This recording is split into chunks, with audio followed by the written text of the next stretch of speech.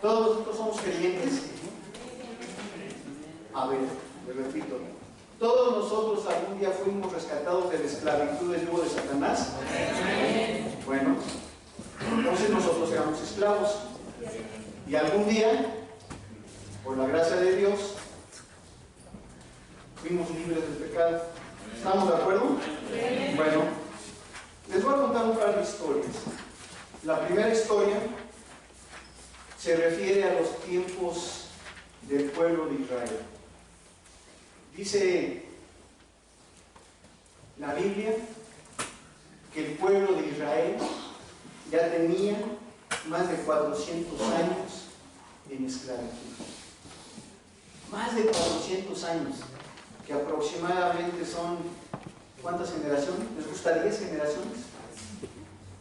El pueblo de Israel, bendecido antes de estar en la esclavitud, cuando hubo hambruna en toda la tierra y José, el soñador, estaba como el regente de Egipto, él pudo ayudar a su pueblo de la hambruna.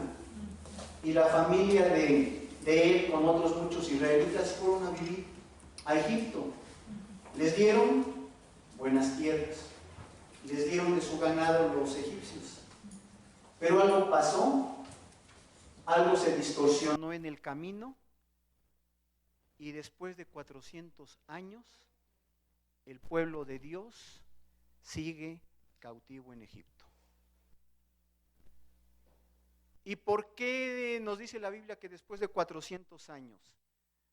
¿Por qué no nos dice que después de 100 años o después de 200 años se acordaron del Dios de sus padres y le clamaron a Él pidiendo su libertad? Esa pregunta me la he hecho en varios momentos y no la he podido contestar. ¿Por qué no se acordaron del Dios de sus padres cuando llevaban poco tiempo de cautivos? ¿Por qué tuvieron que pasar tantos y tantos años para que su clamor llegara a los cielos, pidiéndole a Dios que los liberara? Más de 400 años. Puede ser que su mente, al nacer ya cautivos, pues creían que ese era su destino. Todo niño que nacía esclavo en Egipto, nacía esclavizado. Sus padres no les podían hablar de una libertad que no conocían. Pero un buen día se reúnen y le claman al Dios de sus padres. Y dice la Biblia que Dios los ve, escucha su clamor y les contesta. Y les contesta porque simultáneamente en otra parte del desierto Dios ya estaba preparando a un libertador. Estaba preparando a Moisés. Y Moisés primero no quería, con miedo, le pide a Dios una prueba de que efectivamente él tenía que ir. Dios le concede esa prueba y a regañadientas Moisés regresa a Egipto a liberar al pueblo de Dios. Ya se lo saben la historia, pero no está por demás repetirla. Después de que el faraón, por bastante tiempo y después de ver las plagas que Dios mandaba sobre su pueblo, un buen día decide, hasta aquí. La última plaga fue la muerte de los primogénitos. Y Faraón dice, hasta aquí, váyanse. Y el pueblo de Dios sale hacia la libertad. Pero no sale con lo escaso que tenían. Nos narra la Biblia que salen con las riquezas y el ganado de los egipcios. Con tal de que se apuraran en salir, los mismos egipcios les dan de su oro, de su plata y de su ganado. E inician un camino hacia la libertad. Ellos no sabían a dónde iban. Su líder Moisés tampoco sabía hacia dónde iban. Pero un hecho sobrenatural los acompañó durante toda su travesía en el desierto. De día, una nube, una columna de una nube que los guiaba. Y de noche, una columna de fuego que alumbraba el campamento. Y esa columna de nube, esa columna de fuego, es la presencia de Dios con su pueblo, con el pueblo escogido. Días o semanas después de haber salido de Egipto, ante un inmenso mar, están descansando. Pero el peligro se acerca a ellos. Voy a hacer un paréntesis. A propósito, no pongo ninguna indicación ahí. Al final del evento les voy a compartir un resumen de esta prédica. Lo hago para que estén atentos. ¿Qué peligro se acercaba a ellos antes de cruzar el mar? No sabían que lo iban a cruzar. Los carros del faraón, este hombre soberbio otra vez, decide ir a destruir al pueblo de Dios. Y los israelitas, otra vez, con miedo, con temor, insultan a Moisés y le dicen: ¿qué no había suficientes sepulcros en Egipto para que nos trajeras a morir a este lugar? Moisés no les dice nada, solamente clama a Dios. Y Dios les dice que extienda su vara ante el mar. Y donde no había un camino, donde solamente había un mar embravecido, Dios separó las aguas y abrió un camino en medio de la mar. Y el pueblo cruzó en seco. El ejército egipcio quiso seguirlo, pero las aguas nuevamente volvieron a su cauce y el ejército fue destruido. En su paso por el desierto, que duró 40 años aproximadamente, y ante las adversidades que tuvieron, varias veces negaron a su Dios y Salvador. El temor hacía que pensaran constantemente en Egipto. Egipto significa esclavitud, significa cautividad. Y se olvidaron de que físicamente eran libres. No obstante ello, seguían viendo milagros de Dios. Agua de la roca, maná del cielo, las tablas de la ley, una lluvia de codornices cuando le reclamaron a Dios que por qué el mismo alimento todos los días, que ya se habían aburrido de él. Y el Padre dice: bueno, démosle carne. Y envió las codornices.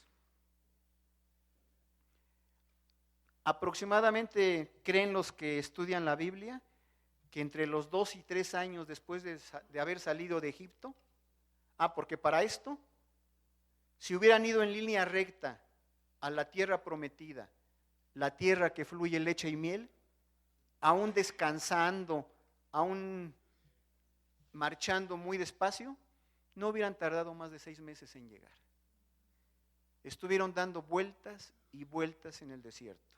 Y más o menos a los 3 años de haber salido de Egipto, la tierra prometida está frente a sus ojos. Moisés envía príncipes, uno de cada tribu, a reconocer la tierra, a espiar la tierra que Dios les prometió, la tierra que fluye leche y miel. Van los espías y al tiempo regresan. 10 de ellos con malas noticias. Efectivamente, es una tierra muy generosa, que produce mucho, pero hay muchos ejércitos. Las ciudades están amuralladas, son muy numerosos, inclusive hay gigantes. Y solamente 2 de los espías, que se llamaron Josué y Caleb, dicen: efectivamente, hay ciudades amuralladas, hay gigantes, pero tenemos que pasar a poseer la tierra que Dios nos prometió. El pueblo dice: no, no vamos a ir. Y Dios los castiga.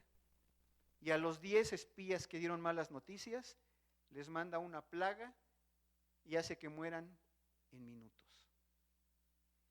El pueblo se niega a entrar a la tierra de la promesa y siguen su peregrinar por el desierto. Y a lo largo de 40 años, toda una generación que salió de Egipto muere en el desierto. Dios los castigó. Solamente los niños y adolescentes que salieron de Egipto, más los nacidos en el desierto, pudieron poseer la tierra de la promesa.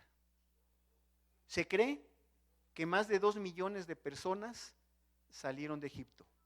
No solamente el pueblo de Dios, había otros pueblos que eran cautivos y también salieron con ellos. Pero qué mortandad por su necedad, por su falta de fe. Después de haber visto no solamente una vez, sino de 10 veces la mano poderosa de Dios en Egipto a través de las plagas, su mente seguía pensando en Egipto, seguía pensando en la cautividad. Eran libres, su cuerpo era libre, pero su mente, su espíritu, era esclavo, estaba cautivo. Y le repito, solamente los niños y adolescentes nacidos en Egipto y los nacidos en esos 40 años en el desierto pudieron poseer la tierra de la promesa. Muchos años después, Dios, viendo el sacrificio, viendo la esclavitud de su pueblo, ahora de Roma, y no solamente de su pueblo, sino de todo el mundo, envía un nuevo libertador. Dice la palabra que porque de tal manera amó Dios al mundo que dio a su Hijo unigénito, para que todo aquel que en Él crea no se pierda, mas tenga vida eterna. Y en esa cita estamos incluidos nosotros. En esa cita, ustedes y yo, algún día de nuestra vida, tuvimos un encuentro con Dios. Después de vivir años de sufrimiento por nuestra cabeza dura, al ser cautivos, al ser esclavos de Satanás y del pecado. Estábamos esclavizados con una cadena y un grillete invisible a la cárcel de Satanás. Pero un día, como aquel pueblo de Israel clamó a su Dios en Egipto, algún día nosotros clamamos a Dios y fuimos liberados. Dice Romanos, y libertados del pecado, vinisteis a ser siervos de la justicia. Fuimos liberados de Satanás y de su reino de esclavitud y de oscuridad. Nos dice Pablo en la carta a los Colosenses que demos gracias a Dios que fuimos trasladados al reino de luz de su amado Hijo. Esas cadenas que nos ataban a Satanás fueron rotas. Nuestro espíritu, no solamente nuestro físico, fue liberado. Porque antes de conocer a Dios y a Jesús como nuestro Salvador, hacíamos cosas que creíamos que eran normales. Inclusive, ¿cuánta gente hoy en nuestro México nos dice, es bueno ser lesbiana, es bueno ser homosexual, aquí tengo un acta del gobierno que me autoriza a hacerlo, aquí está mi acta del gobierno que me autoriza a adoptar un niño? Emborracharnos antes, para nosotros era un placer, no era pecado. Nuestros placeres que teníamos antes de conocer a Dios, era algo normal. Era algo normal ver pornografía, tratar de ser pederastas, etcétera, etcétera, etcétera.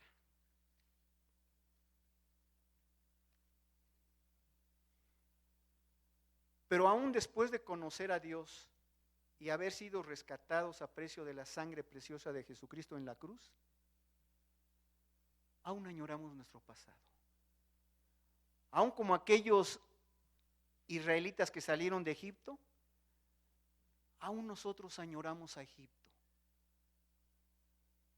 Añoramos lo que éramos antes. Añoramos que antes engañábamos a nuestra esposa. Añoramos que antes fornicábamos. Añoramos que antes éramos alcohólicos. Pero sociales. Añoramos que antes consumíamos drogas, pero drogas ligeras, etcétera, etcétera. Y ya siendo cristianos, seguimos viendo en nuestra mente, porque en nuestra mente nos imaginamos muchas cosas y pasa como una película lo que éramos antes. Y estamos con un pie en la tierra de la promesa y con otro pie todavía en nuestro pasado.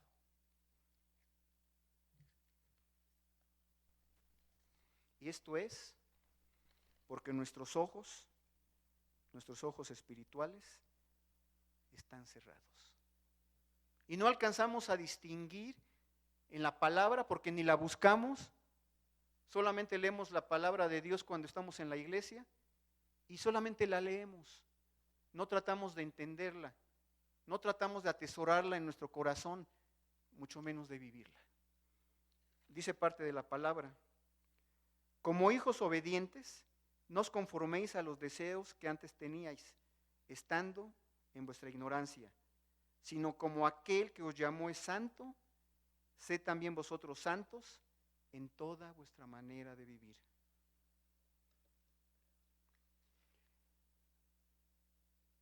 Y al estar enfrascados nosotros ya cristianos en nuestro pasado, nos olvidamos a qué nos llamó Dios. Nos llamamos por qué nos libertó. Nos olvidamos de cuál es nuestra principal prioridad como creyentes. Eso sí, nos quejamos de que la maldad en el mundo está tremenda. Nos quejamos de que en mi cuadra agarraron a 2 pederastas. Nos quejamos de que mi sobrina de 15 años se fue con el novio y ya está esperando hijo. Y nos quejamos de tanta maldad. Pero ¿qué hacemos? ¿Qué hacemos como cristianos? Le voy a pedir a Alfredo que ponga una alabanza, un canto. Escúchenla y vean lo que Dios espera y quiere de nosotros. Adelante, por favor.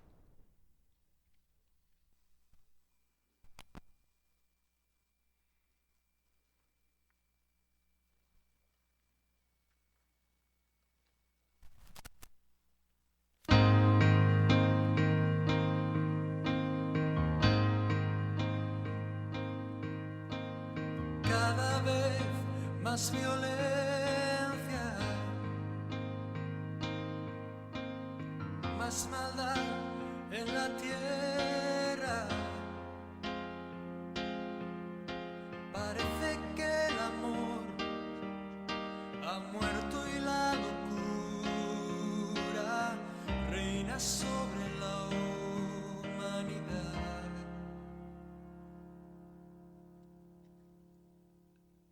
Jóvenes acabados,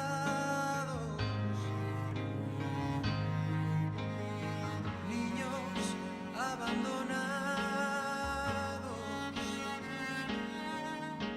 a precio de placer y decidiendo solo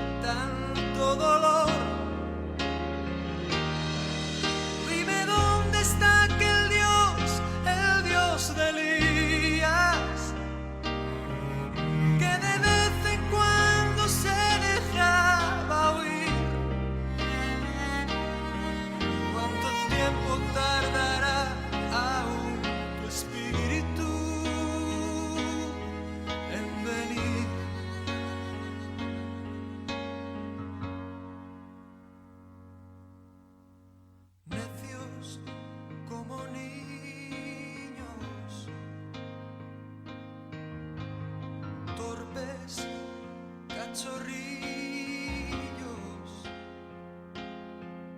como nos gusta jugar y nos gusta preguntar aquello que hace tiempo sabemos ya.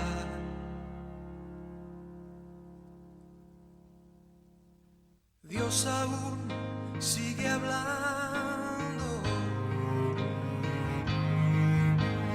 sigue aún contestando, y aquel que quiere oír aún puede percibir su voz de amor.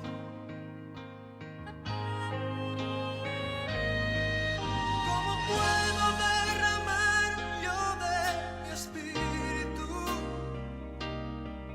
si mis hijos no se vuelven hacia mí? Ahora ciñete como un varón valiente. Yo hablaré y tú me contestarás a mí. ¿Dónde están aquellos hombres como Elías que dejaron todo por seguirme a mí? Que rompieron compromisos con el mundo solo por agradarme a mí. ¿Dónde están aquellos tres que en Babilonia prefirieron ser quemados a ceder? ¿Dónde está aquel Daniel que me adoraba? ¿Dónde está la santidad de aquel José? Oh, ¿dónde está ese niño que mató al gigante? ¿Dónde están los sucesores de Josué? ¿Dónde están esas mujeres entregadas como Esther?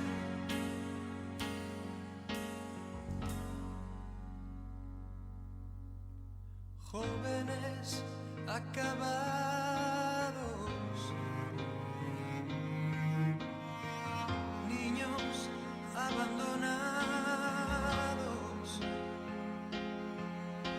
a precio de placer, y pagan inocentes los errores de otros en el ayer.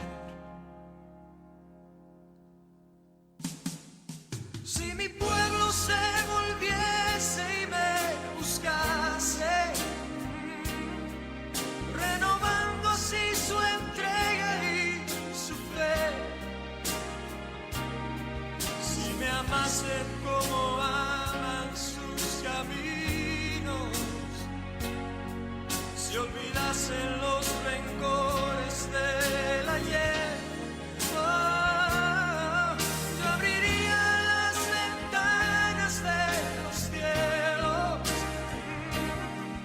y la tierra hoy vería mi poder. Mientras tanto aún repito como antaño, buscarme.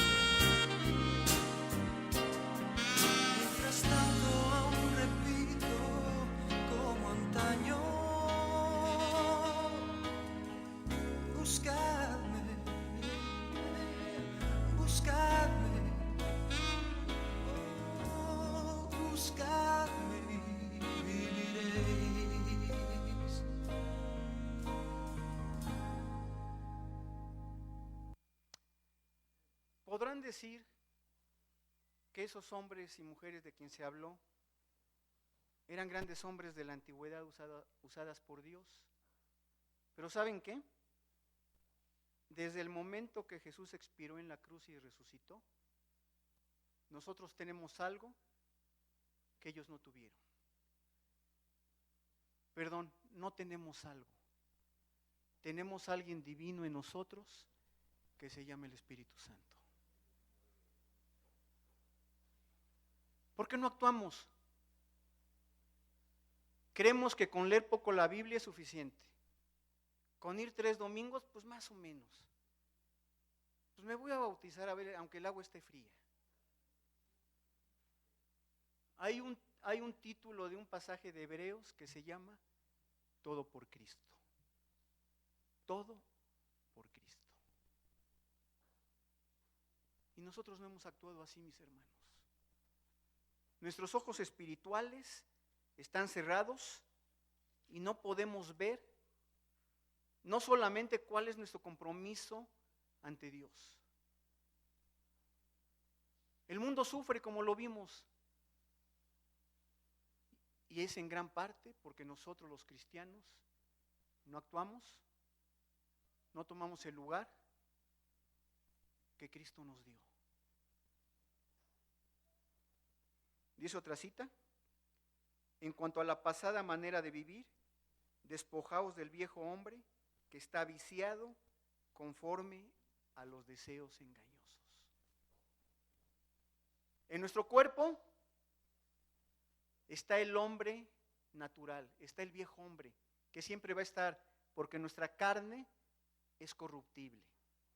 Pero al momento de aceptar a Jesucristo como nuestro Señor y Salvador, está el hombre natural, el hombre espiritual, a través del Espíritu Santo en nosotros.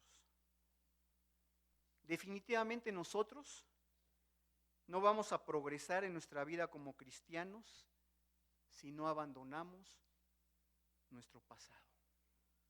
Si seguimos pensando en Egipto, si seguimos frotándonos las manos porque ya viene diciembre, es día de fiestas, y este año sí me voy a aventar con mi compadre el maratón Guadalupe Reyes, que empieza el día de la Virgencita y termina el día de los Reyes, ¿no? Y tomar, y no importa, tiene 10 años que no lo hago, Dios me va a perdonar. Tenemos que abandonar lo que éramos para que podamos llegar a ser lo que Dios quiere que seamos. No es a nuestra manera de pensar, no es a lo que creamos o a nuestra interpretación de la Biblia, porque normalmente la interpretamos para que nos convenga, la ajustamos a nuestras necesidades, la ajustamos a nuestros placeres. Tenemos que reaccionar, mis hermanos. ¿Por qué no vemos en esta iglesia, y no les voy a hablar de otras, porque esta es mi iglesia y la de ustedes? ¿Por qué no vemos milagros? ¿Por qué no vemos prodigios, señales? Nos podemos a cantar y casi a saltar porque testificó Juanito que sanó a su abuelita de un dolor de muelas. Claro que es bueno. Pero si ustedes han leído el libro de los Hechos de los Apóstoles, eso puede pasar el día de hoy. Solamente tiene que haber mujeres y hombres entregados y dispuestos a pagar cualquier precio, como lo dijo la canción. Los voy a invitar que nos pongamos de pie y hagamos una declaración de fe conforme a la palabra de Filipenses que vamos a poner en la pantalla, y les voy a pedir que juntos declaremos esta palabra. Alfredo, a las 3, por favor. 1, 2, 3. Pero cuantas cosas eran para mí ganancia, las he estimado como pérdida por amor de Cristo. Y ciertamente aún estimo todas las cosas como pérdida por la excelencia del conocimiento de Cristo Jesús, mi Señor, por amor del cual lo he perdido todo y lo tengo por basura para ganar a Cristo y ser hallado en Él, no teniendo mi propia justicia, que es por la ley, sino la que es por la fe de Cristo, la justicia que es de Dios por la fe, a fin de conocerle y el poder de su resurrección y la participación de sus padecimientos, llegando a ser semejante a Él en su muerte. Tomen asiento, por favor.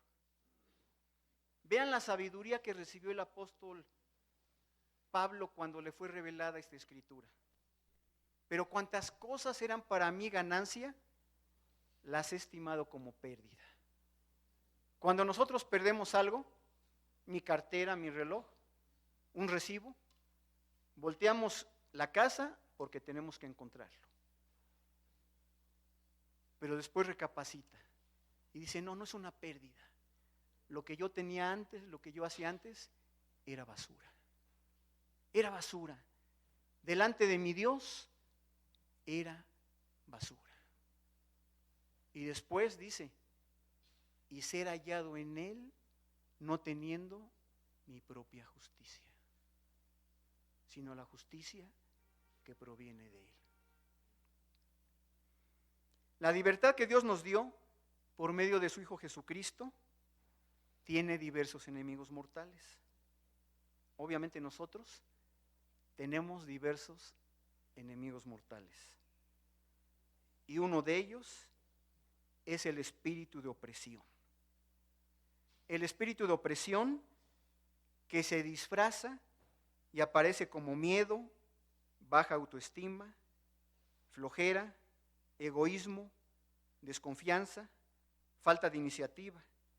Sea cual fuere el nombre, todos ellos son obstáculos en nuestro camino hacia la libertad. Somos libres, pero muy pocos hemos podido llegar a poseer la tierra de la promesa.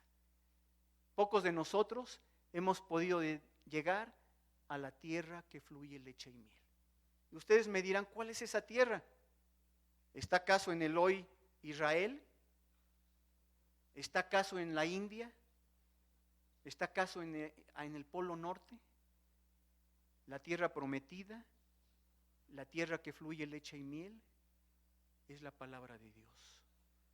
Es ese Antiguo Testamento y ese Nuevo Testamento, que tiene infinidad de promesas. ¿A quién no le gustan las promesas de Dios? ¿A quién no le gusta saber que nuestro Dios irá conmigo a donde yo vaya? Pero Él nos dice antes, esfuérzate, sé valiente, no temas, no desmayes. A muchos nos gusta decir, es que dice la Biblia que todas las cosas me van a ser añadidas. Exactamente así dice, pero antes dice, busca primeramente el reino de Dios y su justicia. ¿A cuántos no les gusta el Salmo 91?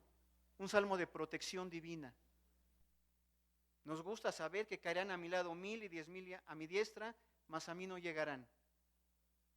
Nos gusta saber que no tendré temor del terror nocturno, ni de pestilencia que ande en la oscuridad, ni mortandad que en medio del día destruya.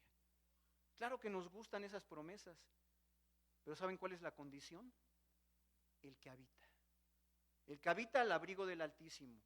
El que se ha sujetado a su palabra. El que se ha esforzado en cumplir sus mandamientos. Tristemente les digo, mis hermanos, que todavía hay varios de nosotros aquí que nuestra mente está cautiva, nuestro espíritu sigue cautivo en Egipto.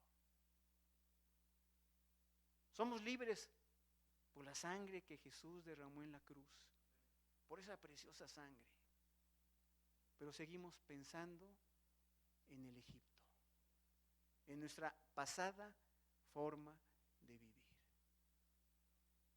Alguien dirá, soy joven, o a lo mejor ya tengo edad madura, pero no hay problema, pues voy a hacer en diciembre nuevos propósitos, que los hago todos los años y voy a tratar de cumplirlos. Nosotros ya no estamos como esos borrachitos que todos los eneros van a la basílica a jurar. Algunos por iniciativa propia, otros los llevan sus familiares, ¿no? Y les dan una plática y el sacerdote los hace firmar y se comprometen por 3 o a 6 meses. Nosotros ya no estamos para eso y nuestro Padre Celestial nos los va a pedir. Él nos hizo libres y nos dio el derecho de escoger.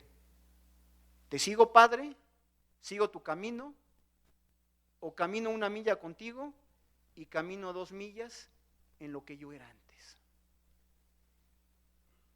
Síganse quejándose de enfermedad. Síganse quejando de que sus hijos se quedaron sin trabajo. Síganse quejando de que el nieto se va a separar. Síganse quejando de que hay en su vida depresión, angustia, temor, ansiedad. Y eso es porque su mente y su espíritu todavía es cautivo en Egipto.